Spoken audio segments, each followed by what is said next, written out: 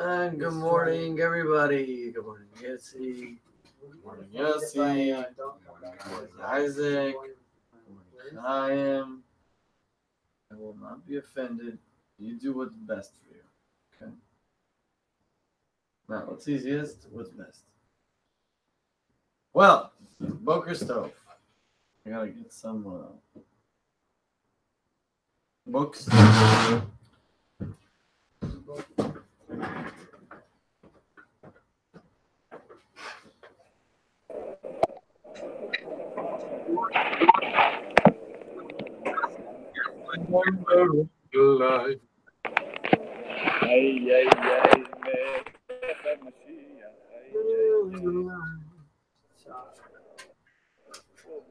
All right. Good morning, Rabieska. Morning, good morning. Harshas Titzav. Listen, Baruch Hashem, he's here. You don't even know how special it is. Beautiful. Rabieska, can I put you on mute so we can start, or? I'm putting once again, I'm mute myself, myself. Okay. Beautiful. Okay. So, Harshas Titzav. 150. Sorry, 161. 161. Yes. Okay. There we go. There we go. Page 161. Fourth reading, Exodus 29, 1 through 18. You want again? Opening up your book is conducive to gaining. You look inside and you read the words that are actually supposed to help us. The high priest also wore a golden forehead plate, okay, a tunic, which he wore under his robe, a sash, which he tied around his robe, and a turban. The ordinary priests wore tunics, sashes, and hats. Both the high priest and the ordinary priest wore knee-length trousers under the rest of their uniform. As part of the rituals, where's the mic? You guys can hear us clearly? Loud and clear. Wow. I don't even know where the mic is. It's over there. It's great. Okay. I guess if you could hear us. Okay. Let's try it. As part of the rituals that would install the priests in their office. Sorry? I'll leave that. All right, we're getting the mic. As part of the rituals that would install the priests in their office,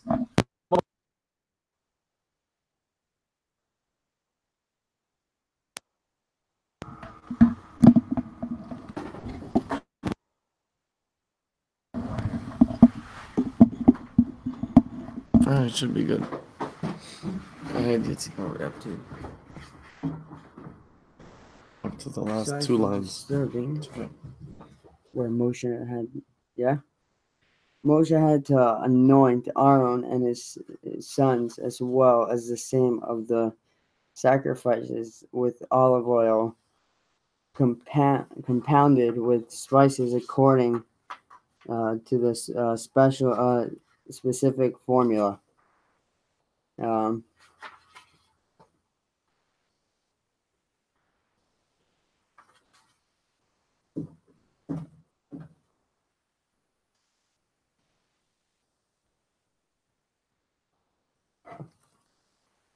forget what this is saying, but I'll pass. Rabbi Yoske. Okay, I don't have the book.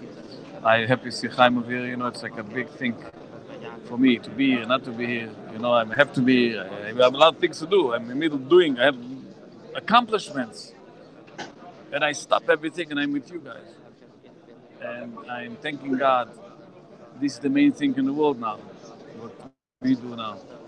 Even no matter what. To see Yosef Kuperman with this beautiful blanket on his head. Yeah. Everybody to see Itzi, to see Isaac, Chaim today, wow. So the picture in the back out. your back of your thing, he says Kazumel, if you don't know. The first picture that I see. So good to see you, Chaim. Good to be together. And we're moving a lot of good stuff. So I have 30 something seconds, amazing time. I want to. It's a very interesting thing. We speak over here, and you should know every tiny thing, every moment is cherished. And what I mean to say is, I don't see myself in a better position at this moment. What I'm sitting with you guys. And that's the way we are together.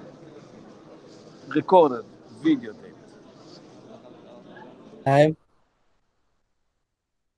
So, first of all, I want to say, Yaska, I love you. It's great to see you. Right now, I'm on a spiritual journey right now, a very spiritual time.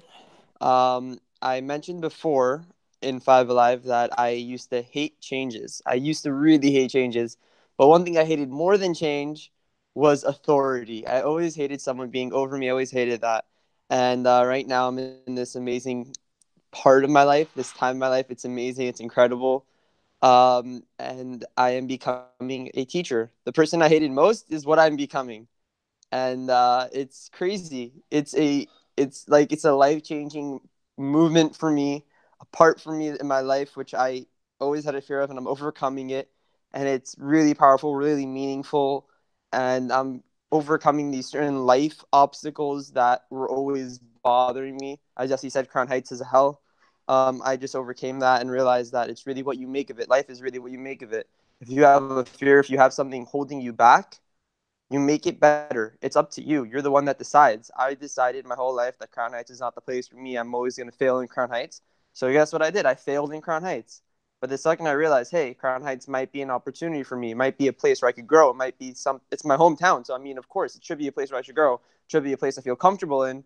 The second I realized that is the second where I actually internalized that I could be happy here.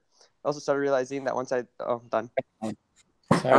First of all, yes, it's just very cold in here. You know, it's not that cold, but sometimes it gets very cold. So it's nice to have something to keep me warm.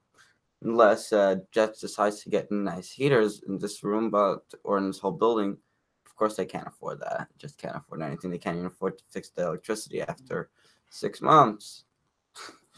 But yeah, I do. Chaim, you know, Crown Heights. I think of it as I don't like the atmosphere in Crown Heights. Like, also nice to hear that you're becoming a teacher. Is that which school? What are you teaching? Like Tyra, 3rd grade. Teaching. I know my brother's an assistant teacher in Large Yeshiva. I don't know what he does all day, but like I don't know how he wants to be a teacher.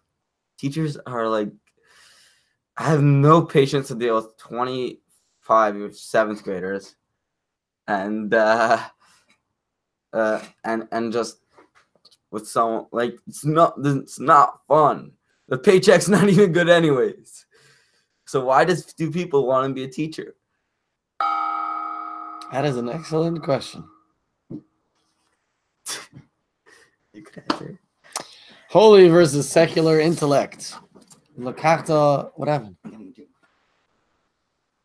Why? I'm thirsty. It's a good idea. Holy versus secular intellect. Lakachta is Shemana Mishcha v'yatzakta al Rishe v'gemer Shmeis Chavtes Zion. God told Moses, you must take some of the anointing oil and pour it on Aaron's head. Thank you very much. What the previous paragraph is just saying, different clothes that the Kohen Gadol wore. Or you get to mention that you don't understand what the paragraph is saying, so I'm going to tell you. That it mentioned different clothes that the Kohen Gadol wore and the clothes that the Kohen wore. And part of making it, like what made a Kohen a Kohen. So later on, a Kohen becomes a Kohen by being born. But the first Kohanim became Kohanim because Moshe Rabbeinu initiated them, started them off as kohen. So that's what is happening. Part of that is Moshe Rabbeinu taking some oil, olive oil, and basically anointing them with it. On their ears, on their toe, on their thumb. I don't know exactly.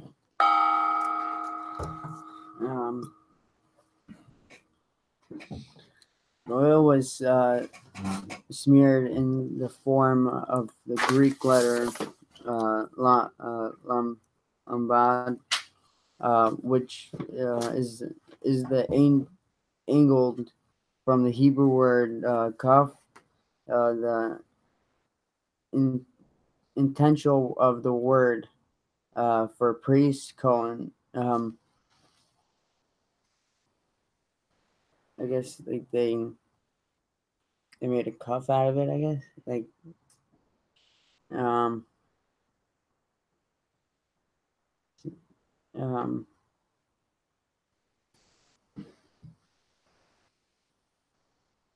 I mean, most of the time people were born being a Cohen, but they didn't know how to like what to do. So nowadays, like back then, they knew because Moshe told them. So Shem said, "This is what they have to do." But I don't think Moshe was the Cohen, so I don't know how he even got into the even if he wasn't a Cohen, unless he told Aaron. But yeah.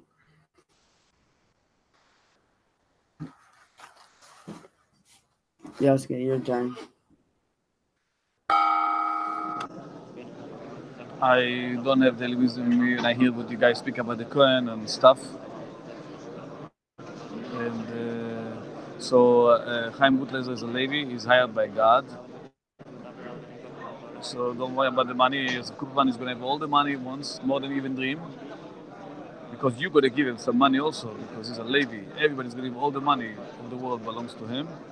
And if you're not, we have to give him the money. He should be comfortable. Because our Kohen, people used to give him all the money. They should be rich. So God, today is a Yom Yom Sutz situation. Alter Rebbe told somebody, you know, you have to make a living. Teach my children, I take care of you. So Chaim Gutlezer chose the right time, the right place to become a teacher. Because he got chose, it's amazing to become a teacher. You're the greatest teacher in the world. And I'm happy that you became a teacher to feel the other people how they feel about you. Then you know how I feel about you also, Chaim. Mad at you sometimes. Now I love you because you can suffer together with me. The same feelings. So I'm happy to see you as a teacher. I think you should be the best teacher in the world. That's what I don't have a doubt. Because that's the meaning of you. So I don't knock off nobody. I want to say something to Shalom Schwarzberg, but I'm not.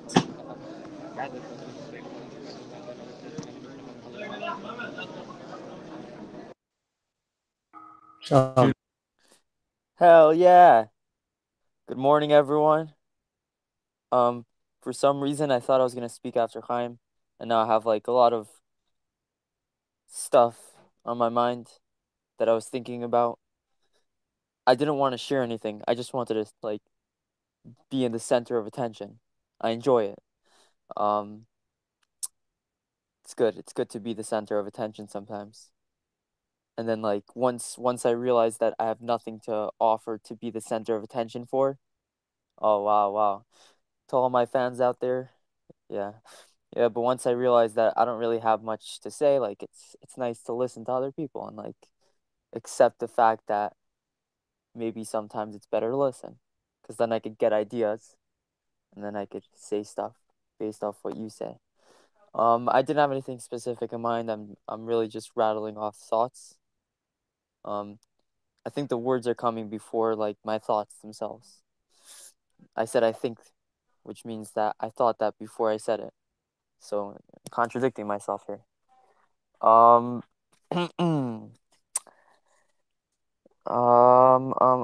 know. What should I say? What can be said? All right, that was fast. Is Levi in Jets right now? I'd like to see him on the like over the call. Chaim. So to answer the question that was given, why become a teacher? because I believe that chinuch is what empowers a human to be what they become. I don't know if I said that right, but I guess you guys understood what I said. When you're, I'm going to be, hopefully, I'm aiming for 7th or 8th grade. I'm going to be teaching Hebrew, Gemara, Chumash, Tanya, certain things like that. The reason why I want to do it is because at that age, at 8, at 13, at 12, at those times is what powers the teenage years. That's what I believe. I believe that those are the powering of the teenage years. If you start off your teenage years right, you normally end them right. I wasn't given a proper education at that age, and I had a really rough time adjusting to Judaism because of that, which affected me tremendously, caused me not to trust anyone. It caused me really bad issues, and that's because I blamed it on the chinuch system that I had growing up. But right now, I want to give to the students a proper chinuch system, so when they grow up, they don't have the same issues I did.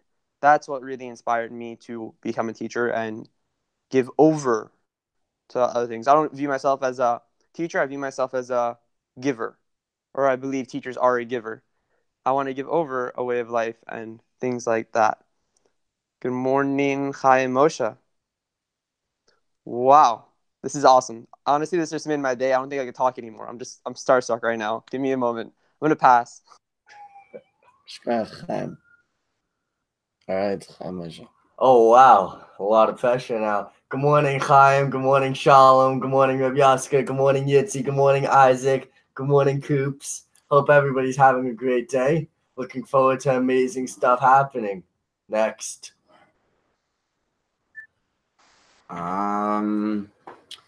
So Chaim, well, I would like what you want to go to like Adar Barbara Yeshiva, teach there. my brother, me.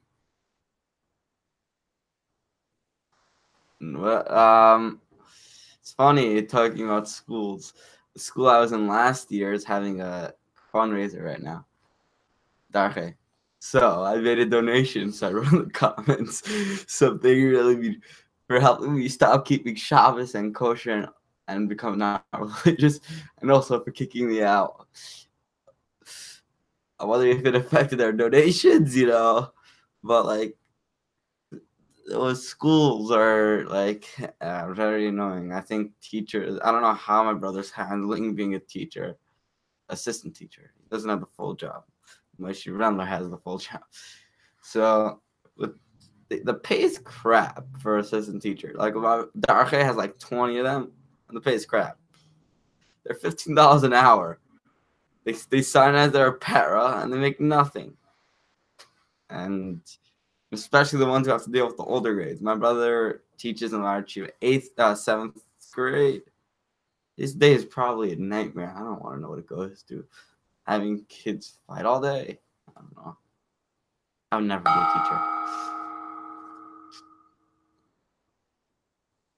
teacher. Did you ever say you'll never be a teacher? Okay, just making sure. Anyways, whoa. It's a little bit fun to. It's not so much fun because it still would be nice if like people listened like while they were still here. That would also be nice. But it's beautiful to see. Guys are doing well. Shalom, Chaim. Yaska, it's amazing to see her doing well. Yeah, good things. So I have some questions of what we read already, but I'm gonna try to continue to maybe see what the message is here. Whereas the Greeks believed human intellect to be the highest arbiter of truth, Judaism asserts that God's suprahuman intellect is the source of truth. These two world views are sometimes at odds, for the Torah's demands sometimes transcend human intellect. This is why the followers of Greek philosophy fought the Jews and the Torah in the struggle that resulted in the miracle of Hanukkah. It therefore seems hardly appropriate to introduce a Greek symbol into the installation rites of the tabernacle. The spiritual center of Judaism. You're welcome. I was gonna say never say never. Not cold. But you took my line already. I mean, someone said they would never go to school, and then they ended up in school because like let's say they were 7 years old, and they said in the next year I'm not going to school. And they said every day I'm not going to school next year. It's not their option. I mean, what if it was their option, not go to school? I mean, people end up places that they don't think they're gonna be in. Um, I mean, um, I don't think I don't think my brother was gonna like be in Israel for a year. Now he wants to go back another year. So like I just thought maybe he wants to go for a year and then come back. But like I mean, everyone's different. I mean, I don't know what I'm gonna be or what I want to do. I just know that I just gotta do whatever I want to do now and wait for next step and yeah. Rabbi Yaska. Okay, Itzi, thank you for speaking. What you go through in your mind, very important. So it looks like not important, but all the details are important. How many more details you know about the world, so it becomes stronger and more powerful. It's crazy. It becomes your nature. I never knew. So Reb Chaim Moshe Kohen Agodel, Kobi Lerner, good to see you. So we have a Kohen Levi in Israel. So I just want to say something I never knew. I sit in the mind of Pasach Eliyahu. You're not going to believe what the whole idea of Pasach Eliyahu. Who is the one? That's the conversation. Who is the one? So everybody's trying to figure out who is the one. So once you should know one thing. Somebody came over to me and said, "I want to share with you something about the person of Dvar Malchus." Said, "Can I give you something, good stuff?" I said, "Yes." And he speaks about the Dvar Malchus. He said, "If you have an image in your brain how you are, basically you lost already. My image has to be you guys. It's crazy stuff. You feel that you're my life. It's not even a joke. So whatever I convince you, it's nothing. So one thing I can tell you, this is a part of my life. My every second it's gonna go off my. I have 3 points. It goes very fast. I'm gonna lose my reception soon.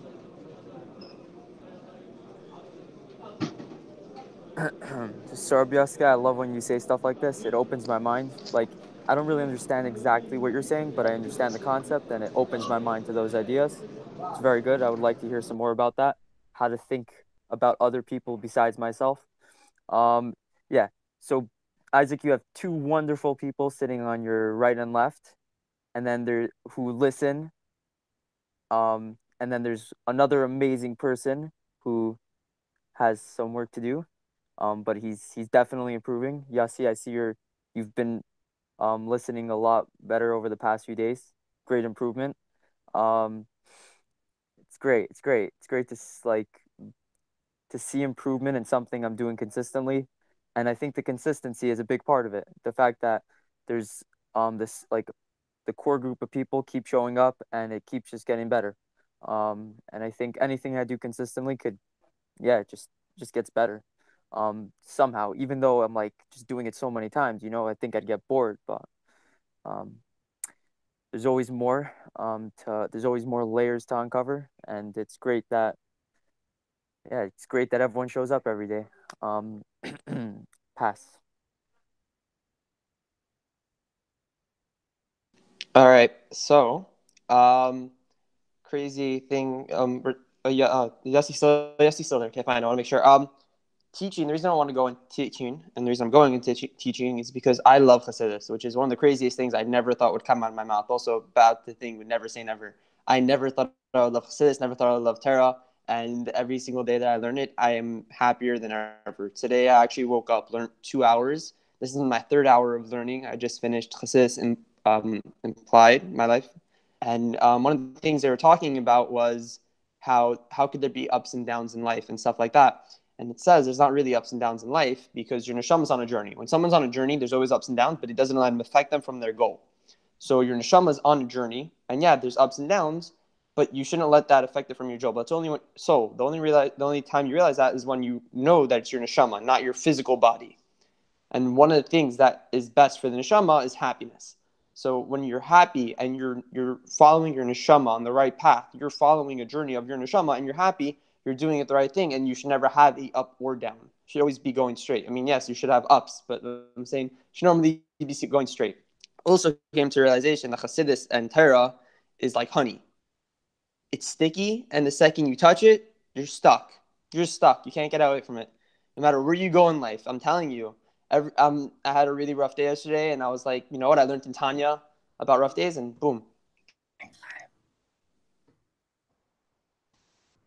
Chaim, that was really cool. Thank you for sharing. I really enjoyed it. Shalom, it looks like you got a really nice haircut.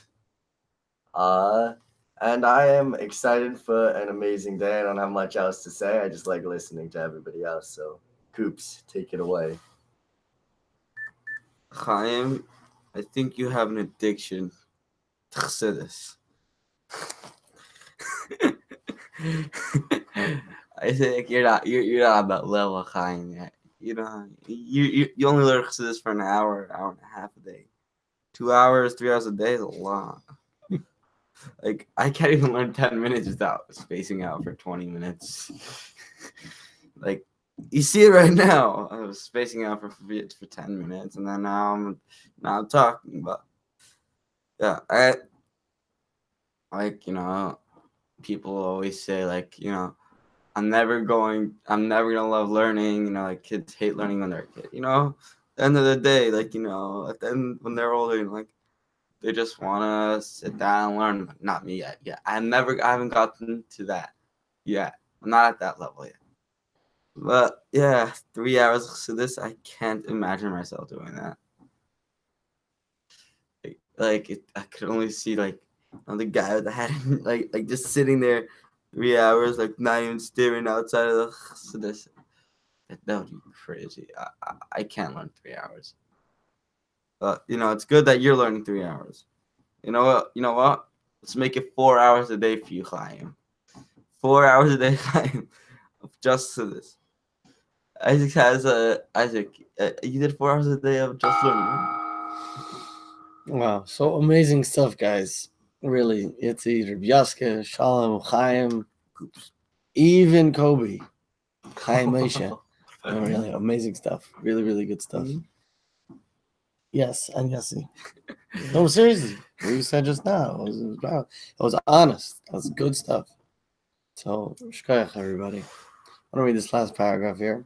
The reason why this was done is because God's intellect, as it is expressed in the Torah, is meant to sanctify human intellect. This is why specifically the Greek form of the letter Kaf was used in the rites initiating the tabernacle. Look at the Sefer volume 26, pages 246, 247. If I don't botch it up, I'm going to tell you a joke that I heard in elementary. So, this mother is trying to wake up her son to go to school. He's like, come on, Harry, you really got to go. You really got to go to school. And he's like, no, I don't want to. Laying there with his pillow over his head. He's like, come on, you really, really got to go. He's like, no, I don't want to. I'm tired. Whatever.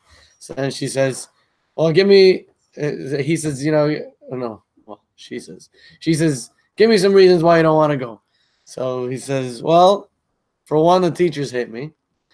For two, the students hate me. And I don't want to go. She's like, no, it's not gonna. Oh man. Okay, cliffhanger. I would like to give you my time, but that's not the rules. Unless you can break the rules for a few minutes. Yeah, no. I actually was gonna say, that I was watching a small clip of I was watching a show last night about like these people that cook and like it's like for kids, like it's called like the magic what it's called, but like it's about these three people that like make food, and they try to figure out like why like what's happening, like like why is this happening and stuff like that. And then there was one spell that they wanted to unlock a watch that was from like the 1980s and stuff. And then instead of looking at the watch to get unstuck, they saw a different person and they were stuck to the person all day. And I was thinking, like, right now, like, what if that person was the Torah and we were the people that were stuck to it and we're trying to get away from it because we don't want to be attached to the Torah, even though our soul wants to get attached to it. What? So I was thinking that No. that was probably like a cool thing that I saw. Maybe ask. So first of all, any second I have one and it's gonna shut any second. Then I'm gonna go to the recharger that I'm gonna learn before. So I want to say something, Yosef Kuperman. You will learn Chassidus a lot. Now you sit down the whole day, just by living, by thinking, you're already a Chassid. Just thinking, that's it. You think, you're a Chassid, and you listen, you're a Chassid. What you are, whatever. So when we observe, you're a Chassid. It's crazy stuff. So, and I'm happy that I'm proud of myself that I'm sitting over here with you guys, and any second then how God is going to shut the phone. It doesn't shut it yet. I haven't won a long time. So I was thinking if I'm going to add by speaking or being here. Yes, I don't have a doubt I'm adding. It's very, very sick. And Chaim, I'm very happy about what you're doing with your life. And you should learn Gemara also. Make sure you learn Gemara. Every day at least one page. Read a little bit. Put on an hour on Gemara. Always you be in a high. And then you have to spread yourself, your body also. So you should be everywhere. So Gemara is a good idea. I speak it to myself basically. And Torah means just the style. The Torah means if you know something, everything, that means the Torah. You know that karate, the Torah of karate, of fighting. You know something all the way, that means Torah. Thank you, Rebeska.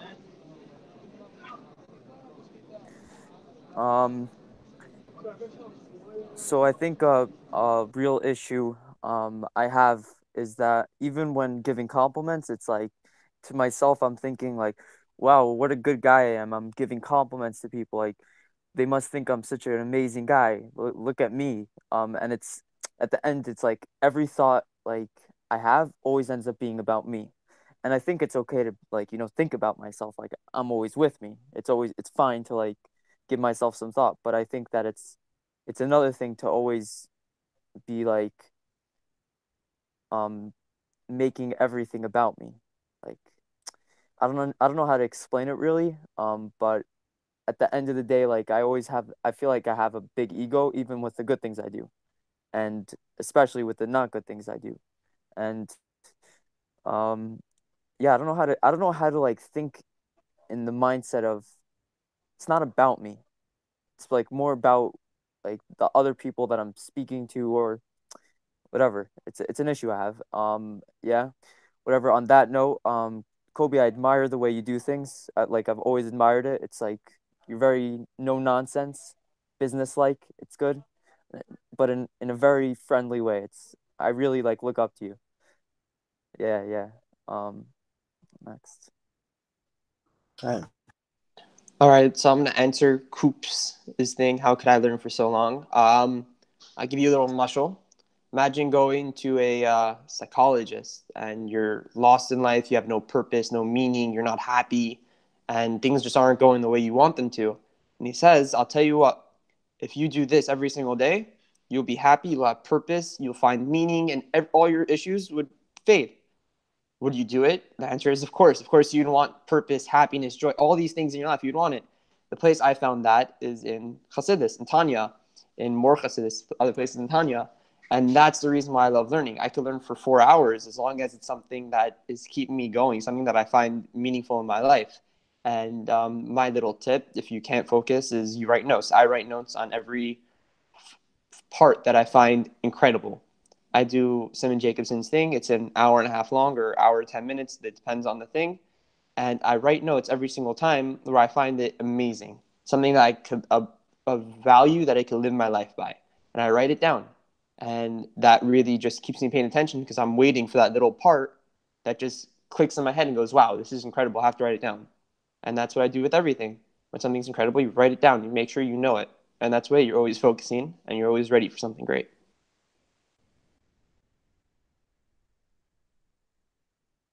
That was very cool. Hold on. Let me just hi. Because I thought you were really incredible. So yeah. Shalom, thank you for sharing. I feel like we're closer now. Got more intimate, took a step forward towards each other, and that was really cool. So thank you for creating that experience. Yeah. Take it away, Coops.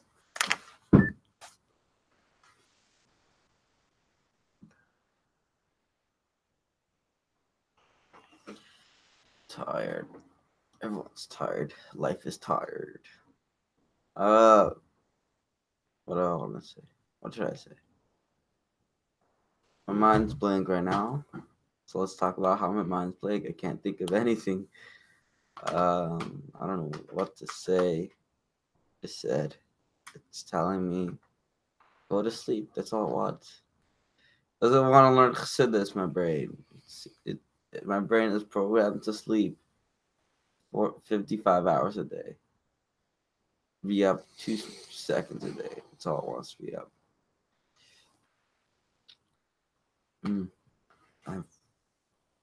Okay, pass.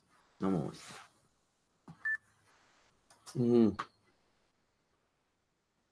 Oh, so she says, "Give me 2 reasons why you don't want to go."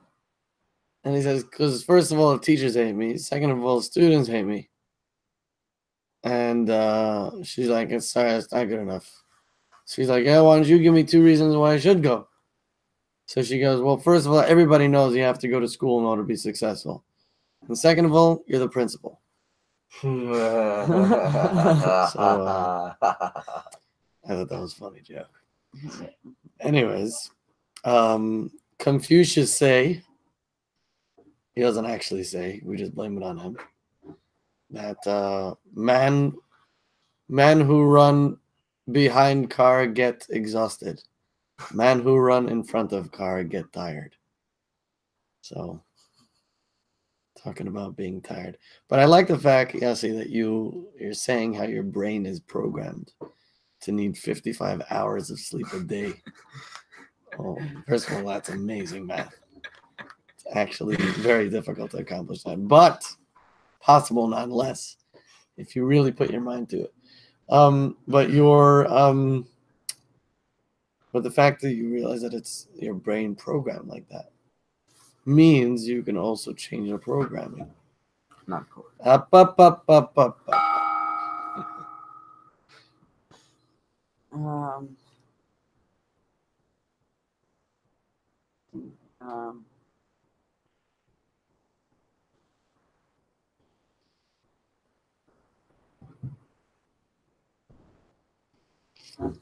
I'll pass. Shalom. I have to be a little bit quieter now because there's somebody else here.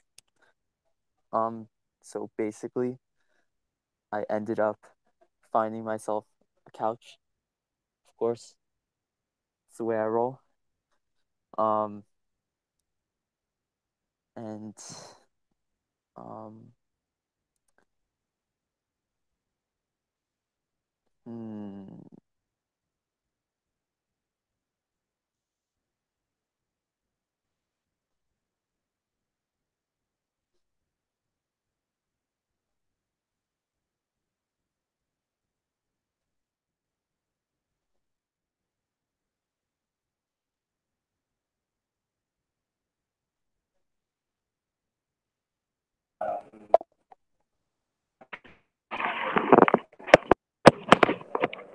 pass. Time. Oh, wow. So a little bit about me since I've been going on this for a long time. 2 days ago, I just spent a lot of money. Thank Hashem that I was able to make enough money, and I bought myself a lot of new camera equipment, and I'm really excited about it because I've been doing a lot of really cool stuff in the making. A lot of famous people will be featured on my page. For those who follow and for those who don't, a lot of famous people are making it on my page who just know. Um, it's been crazy the past few weeks. I've been having a lot of ups and downs and not feeling myself. But today I woke up and actually one of the first things I did was brush my beard. After saying my dani, I brushed my beard to feel more like holy. Then I realized how big my beard is. Then I realized how wise I am because I believe that beard growth is the wiseness of the person.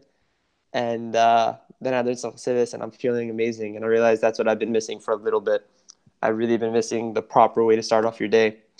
So a little tip to everyone in FiveAlive, tip to life. Like if you guys want to be happy, anything like that, find the passion, do it every day. And if you find the passion, find meaning in your passion. Make sure you know what you're doing. Make sure you're on the right path and share your passion with the world. I wrote down notes. I sent it to Isaac. Hopefully he'll read it over and he'll maybe get inspired. Maybe he'll inspire others with those notes and all those things like that. So you have to find something and inspire people. Maybe. Yo, Chaim, I'm loving this morning wisdom. Greatly appreciate it.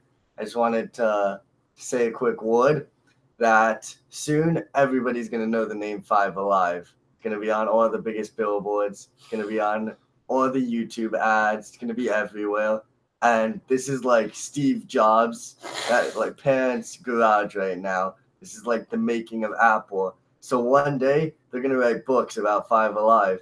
And they're going to say Chaim Gutlazer and Shalom Schwartzberg and Rabbi Yaska Levin and Yossi Cooperman and Isaac and Yitzi, and everybody's going to be in it. And there's going to be pictures of this in it. And there's going to be, so just know that you're going to be famous pretty much. You're part of something way bigger than you could ever imagine. I'm going to be a millionaire. This is the next Apple. Take it away, Coops. Am I going to be a millionaire? Chaim, I'd like to invite you tomorrow morning at 8 a.m., 8-something a.m. to FiveAlive with Isaac Hanan, me, Itzi, and if Kobe decides to join him, Italy. And Jaska, you're also invited, and Shalom, you're also invited. You cannot miss this episode. If you miss it, I will punch you guys in the face. I'm sending the punch with USPS because I'm not. Why would I spend a lot of money for your UPS? I'll make sure you're here tomorrow morning. Okay, yeah. Good. Asher Koyach, everyone. Asher Koyach. Chaim, you want to wish us some kind of day? Always an adorable day. Thank you. Share now.